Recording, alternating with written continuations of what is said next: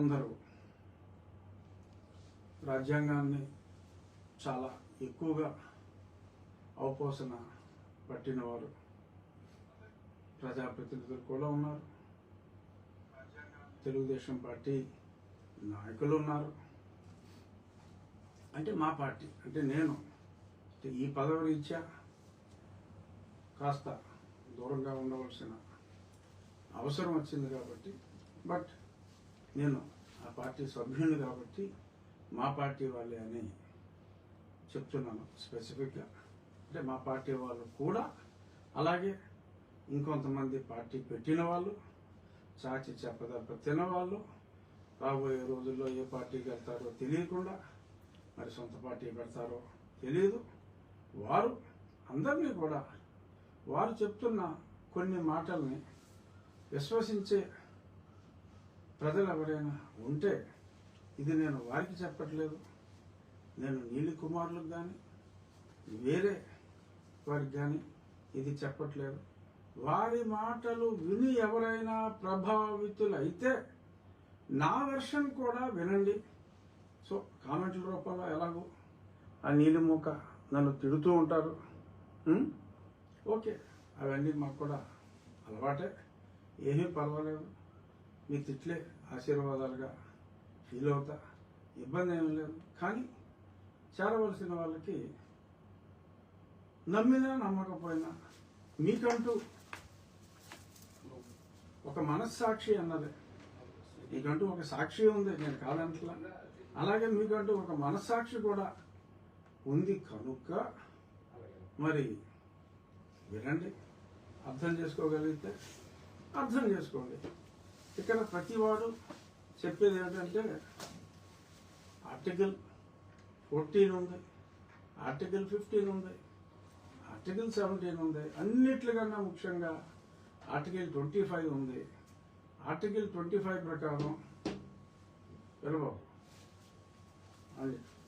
Article 25 ప్రకారం మతం మారే స్వేచ్ఛ రాజ్యాంగం ఇచ్చింది.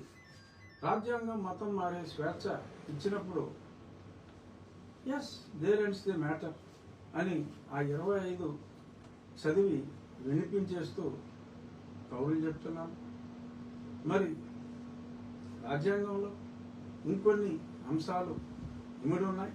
ఆ అంశాలని ఇప్పుడు నేను ప్రస్తావించబోతున్నాను. చెర్రీ పికింగ్ లాగా నాకు నచ్చిందే నేను తీసుకుంటా, మిగిలిన రాజ్యాంగం నాకు సంబంధం లేదు అని కొంతమంది స్వయం ప్రకటిత మేధావులు. ఎందుకంటే నేను రాజ్యాంగం యాజ్ ఎ హోల్ చూడాలి తప్ప నాకు నచ్చిన పదం, నాకు నచ్చిన పేరా నేను తీసుకుంటాను తప్ప నాకు నచ్చిన పేరా ప్రకారం రాజ్యాంగంలో నాకు ఇస్తానన్న దాన్ని నాకు ఇవ్వాల్సిందే, ఇది అవ్వడం ఆపడానికి లేదు, ఇది మన హక్కు అని ప్రజల్ని మభ్యపెడుతూ ఉన్నారు కొద్దిమంది. వాళ్ళు నా పేరు చెప్పలేరు కాబట్టి నేను కూడా వారి పేరు చెప్పను. ఎవరు మాట్లాడారో చూస్తున్న ప్రజలకి ప్రేక్షకులకి తెలుసు కాబట్టి వాళ్ళు షాడో బాక్సింగ్ చేశారు, నేను షాడో బాక్సింగే చేస్తాను. ఎందుకంటే ప్రజలకు చేరవలసింది నిజం. మీకు కూడా రాజ్యాంగ ప్రతి, ఇప్పుడు సెల్ ఫోన్ లేనివాడు ఎవడో లేడు. సో కాబట్టి మీరు సెల్ ఫోన్లో రాజ్యాంగం 14వ ఆర్టికల్ ఏముంది, అధికరణం అంటారు, ఆర్టికల్ 15 ఏముంది, 16, 17, తర్వాత 25, 341 గురించి కూడా వస్తా. ఇందులో ఏమని ఉందో మీరు చదివితే స్పష్టంగా మీ కళ్ళకే కట్టినట్టుగా అర్థమైపోతుంది. బైబిల్ చదువుతారు కదా, అలాగే ఇది కూడా చదవండి, అర్థమవుతుంది. వాళ్ళ మాటలు విని దయచేసి మోసపోవద్దు. ఎందుకంటే రాజ్యాంగం ప్రస్తుతం అందులో ఏముందో అది మార్పు అయ్యేంత వరకు అవుతుందో లేదో భగవంతుడికే తెలియదు. మార్పు అయ్యేంత వరకు దాన్ని ఫాలో అవ్వాల్సిన ఆవశ్యకత ప్రతి భారతీయుడి మీద ఉంది కనుక నేను చాలా స్పష్టంగా చెప్తున్నా. Article 14, the state shall not deny. State అంటే ఇక్కడ ఆంధ్ర రాష్ట్రం, తెలంగాణ రాష్ట్రం, తమిళనాడు కాదు, భారతదేశం. The state shall not deny to any person equality before the law or the equal protection of the laws within the territory of India. అది Article 14 rejects any type of discrimination based on caste, race and religion and place of birth. నీ కులం బట్టి, నీ మతం బట్టి ఎటువంటి discrimination చేయటానికి వీల్లేదు అని ఇది ఈక్వాలిటీ బిఫోర్ లా అని చెప్తారు. అలాగే article 15లో prohibition of discrimination on grounds of religion, race, caste, sex and place of birth. The state shall not discriminate any citizen on the grounds only of religion, race, caste, sex, place of birth or any of them. No citizen shall on grounds only of religion, race, caste, sex, place of birth or any of them be subject to any disability, liability, restriction or condition with regard to access to shops, public restaurants, hotels and places of public entertainment, or the use of wells, tanks, bathing ghats, roads, places, public resort, maintained wholly or partly out of state funds or dedicated to use of general public. అంటే గతంలో కొన్ని దేవాలయాలకి కొందరిని రానిచ్చేవారు కాదు, కొన్ని ప్రదేశాలకి రానిచ్చేవారు కాదు. మరి గాంధీ గారు సౌత్ ఆఫ్రికాలో ఉన్నప్పుడు రైలు కూడా మరి బ్లాక్స్కి నాట్ అలౌడ్ అనే చట్టాలుంది. సో అటువంటివి ఏమీ లేకుండా భారత రాజ్యాంగం బ్రిటిష్ రాజ్యాంగంలో లేనిది భారత రాజ్యాంగంలో ఉన్నది చాలా స్పష్టంగా ఎవరిని ఏ పబ్లిక్ ప్లేస్లో ఎటువంటి డిస్క్రిమినేషన్లో అతని కులాన్ని బట్టి అతని మతాన్ని బట్టి చేయడానికి వీల్లేదు అని రాజ్యాంగంలో చాలా సుస్పష్టంగా తెలియజేశారు. ఇక్కడ అసలు point article 16 equality of opportunity in matters of public employment.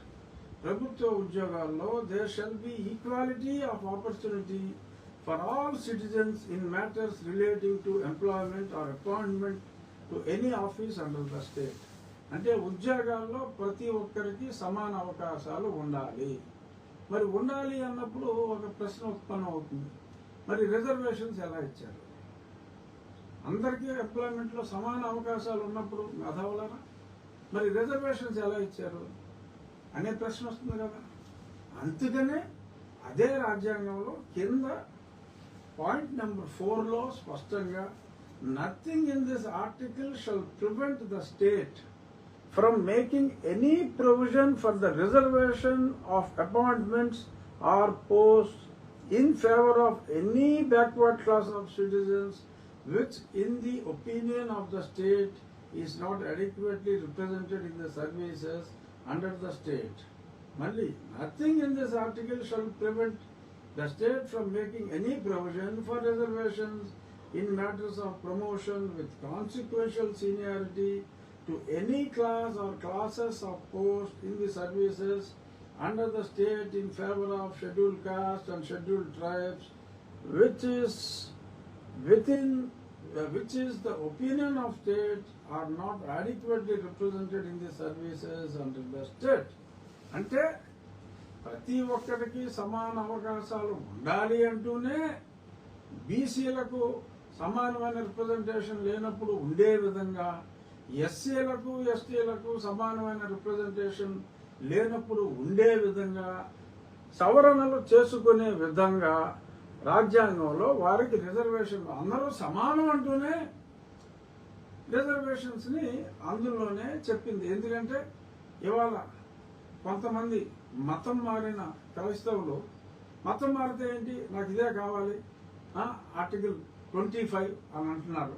మరి ఆర్టికల్ 16లో ఒక ఫస్ట్ పేరా చూసి రిజర్వేషన్ ఉండడానికి వీల్లేదు అని ఓపెన్ కాస్ట్ వాళ్ళు అందరూ కూడా మీకు మళ్ళీ ఆందోళన చేస్తే, రోడ్డు ఎక్కి మాట్లాడితే రాజ్యాంగంలోని 16 మీకు తెలీదా, దాన్ని రద్దు చేయండి అని చెప్పి ఎవరిష్టం వచ్చినట్టు ఆడు మాట్లాడితే చెల్లుతుందా అనేది ఆలోచించండి. ఎందుకంటే ఒకటి మాట్లాడితే నాకు నచ్చిన పేరాయే నేను తీసుకుంటా అంటే మరి నచ్చిన పేరాలే తీసుకునే విధంగా రాజ్యాంగం రాయలేదు. రాజ్యాంగం must be read as a whole, పూర్తిగా ఒక ప్రతిగా చూడాలి తప్ప అలా తీసుకుంటానికి లేదు. ఆర్టికల్ 25 ఏమని ఉంది? Freedom of conscience and free profession, practice and propagation of religion. So, subject to public order, morality and health and to other provisions of this part, all persons are equally entitled to freedom of conscience and the right freely to profess, practice and propagate religion. అది. So ఈ హక్కు నాకు ఇచ్చింది కనుక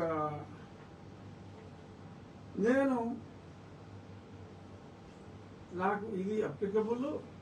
so కాబట్టి నాకు అందరూ సమానం అని చెప్పినప్పటికీ నాకు రిజర్వేషన్స్ ఇవ్వచ్చు అని చెప్పింది కనుక నాకు ఆర్టికల్ నచ్చింది.